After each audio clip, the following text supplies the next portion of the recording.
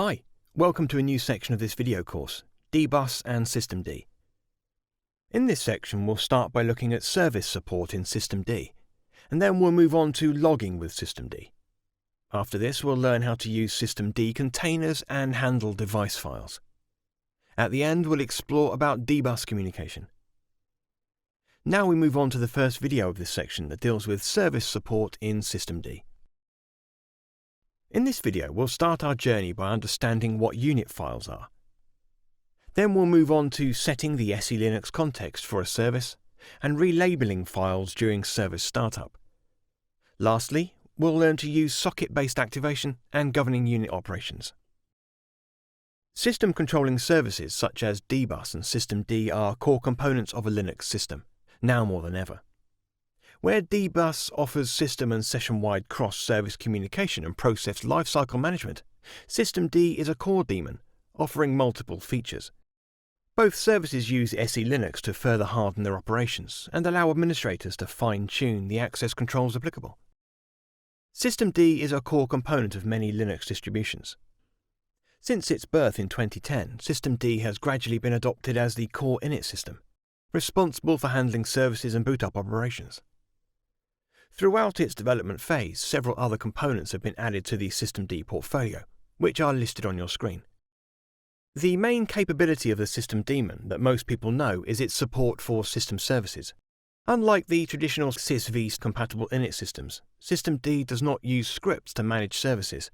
Instead, it uses a declarative approach for the various services, documenting the wanted state and configuration parameters, while using its own logic to ensure that the right set of services is started in due time.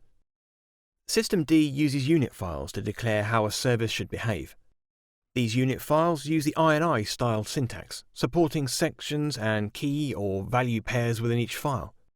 A service can have multiple unit files that influence the service at large. It's important to remember that different unit files for the same service are all related. Here are the unit files with their definitions and uses listed on your screen. Other unit files exist as well, all those have more in common with generic system configurations, such as slice definitions, paths and auto-mount settings, and less with particular services. When an application is installed on a system, it places its default unit files inside systemd/system directory, from where they're picked up by systemd. At runtime, updates can be placed inside the /systemd/system directory, which will override the unit files in the default location.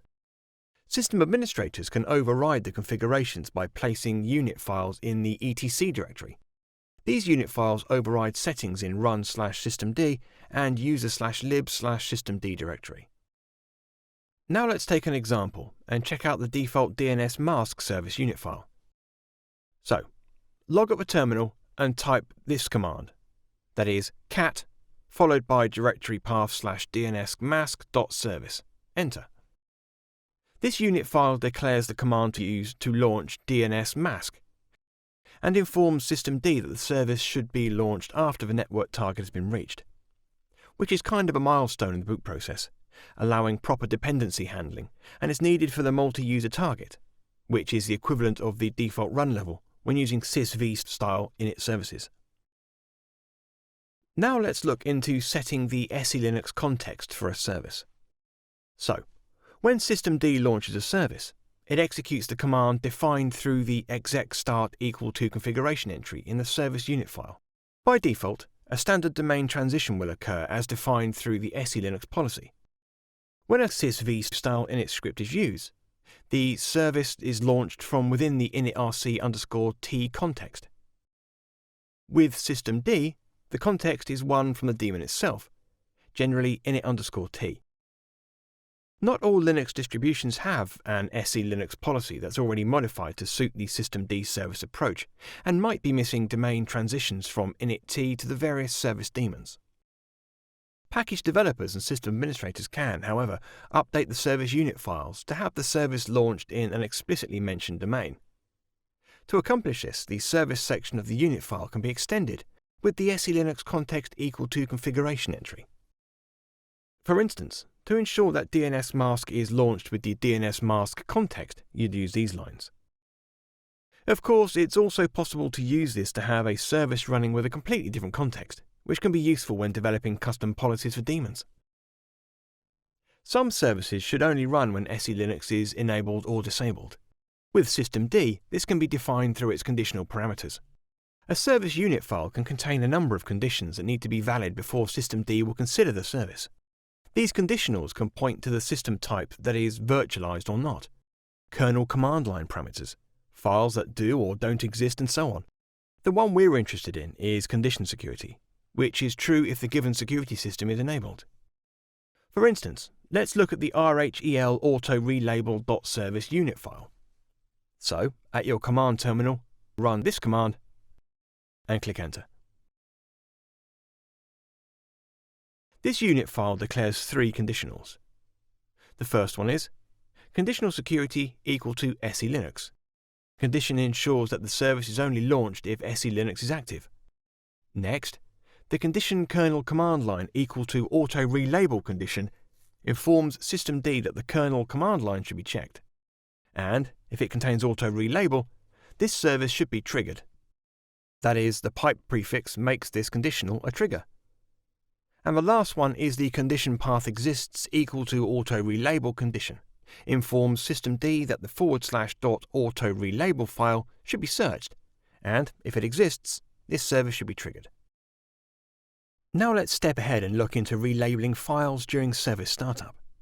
Due to its more declarative approach to service management, a number of services are harder to control through systemd than they were using sysv-style service scripts. This is, of course, due to the open and flexible use of scripts to perform any service-specific preparation, which is harder to accomplish with systemd. One of the actions that many services require is the preparation of service-specific runtime directories, such as run httpd for the Apache service. Systemd has resolved this by supporting what it calls tmpfiles.d. These are files and locations that are requested to be provided or updated immediately at boot time, but are not placed in the persisted file system. For instance, the package that provides the Apache daemon installs this definition by default on the system. So when you run this command at your terminal, you'll find this definition as the output. Similar to the systemd unit files, the files that contain these settings should be declared in one of these three locations. Each of these locations overrides the settings of the previous one. The default package provided location is user lib tempfiles.d. Next, runtime declarations can be placed in run/tempfiles.d. And lastly, the local sysadmin provided declarations are placed in etc tempfiles.d. The definitions can go much further than just directory creation. Through the tempfiles.d application, definitions can be set to create files, empty directories up front, create subvolumes, manage special files such as symbolic links or block devices, set extended attributes, and more. One of its features is to set the file mode and ownership and restore the SELinux context on a file Z or recursively against a location Z.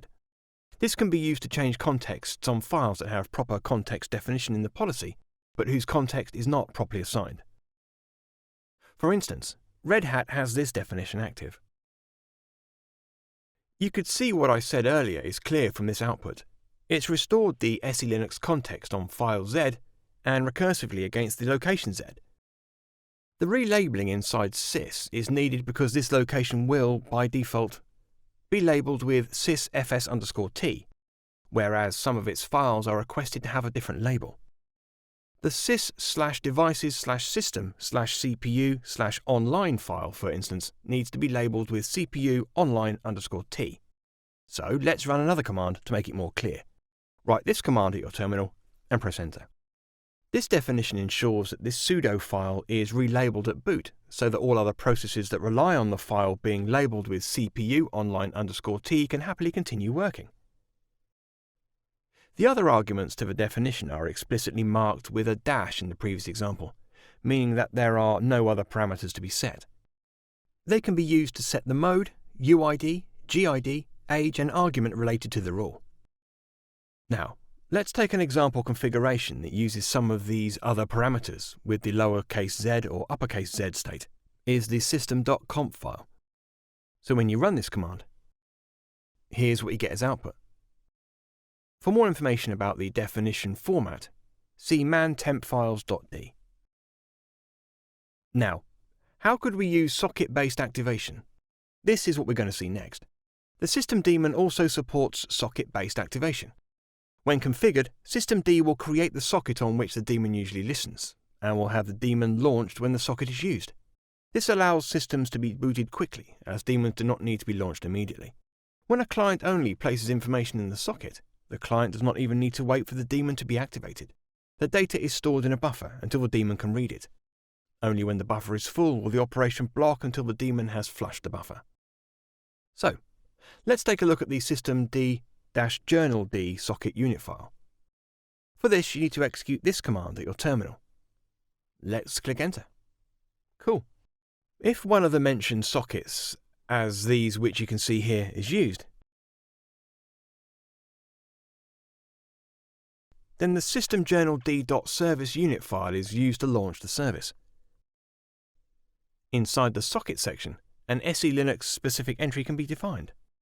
For example, an entry like SELinux context from net equal to true.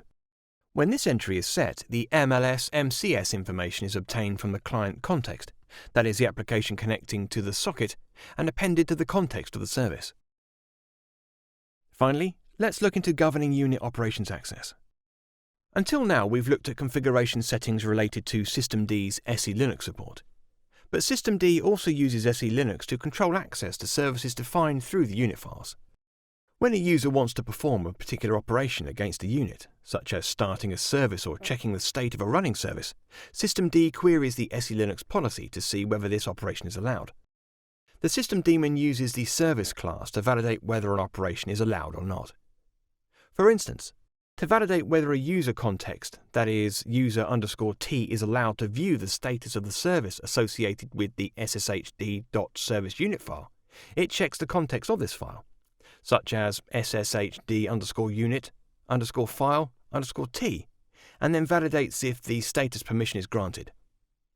So, this is the command to validate and view the status. Let's execute it. In this case, no output is shown, so the user does not have the permission to query this information. Other supported permissions are disable, enable, kill, load, reload, start, and stop. Whenever the SELinux policy denies the operation, it will be shown as this one. In the audit logs, this will be available through a user_avc denial message. What is important to know here is that the SELinux policy contains the access rules related to these service operations, but is not responsible for enforcing the rules. It's systemd that acts based on the policy content, unlike file system operations, which are governed by the Linux kernel and are as such enforced through the kernel as well. In this video, we've learned about service support in systemd. In the next video, we'll learn about logging with systemd.